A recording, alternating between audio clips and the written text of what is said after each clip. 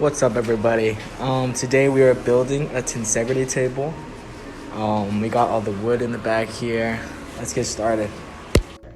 So the first step in making this table was to draw up a design and make like a miniature size prototype. As you can see here in this picture, this was my first model I made from cardboard and fishing line.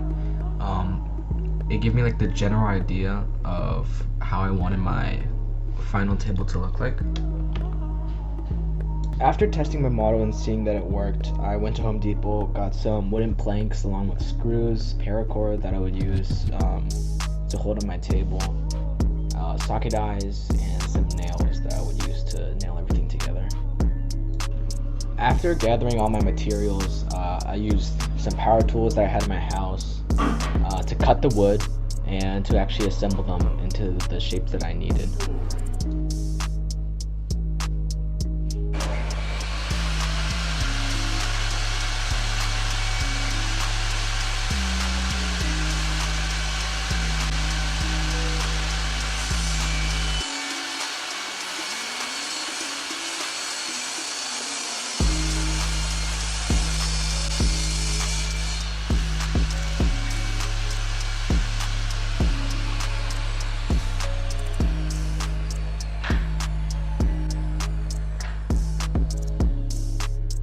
As you can see here, I built a square base that would also be the top, so two identical squares at the top and the bottom.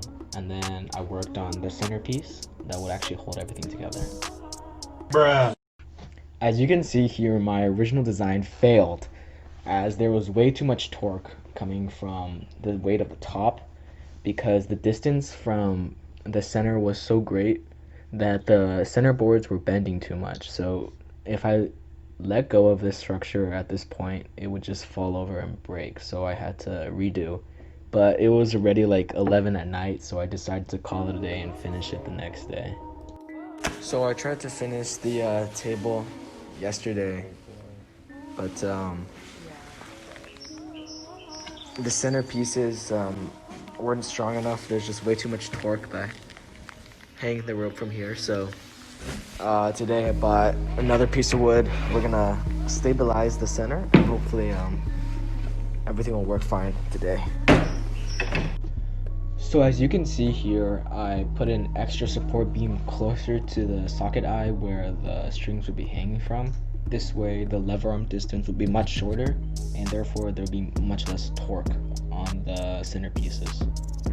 After that, all I had to do was simply connect the strings, as you can see here, creating tension in the structure, and then the table is done.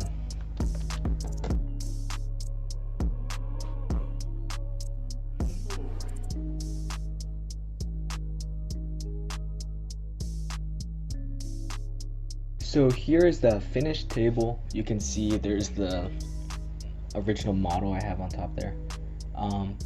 It can hold a decent amount of weight. As you can see here, I put all of the materials or the leftover materials and tools that I used on the table and was holding it up with no problem.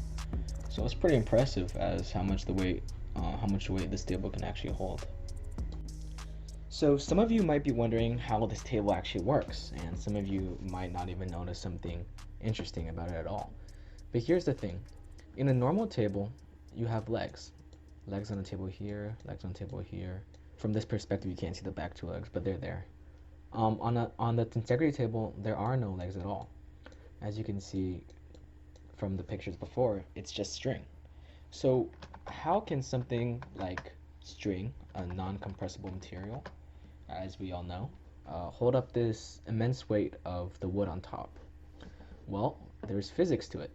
So on a normal table, the reason the tabletop does not fall from its own weight is because the table legs provide a normal force that is equal and opposite in direction, which counteract this force, the weight of the tabletop, and prevents it from falling down and keeps it in equilibrium.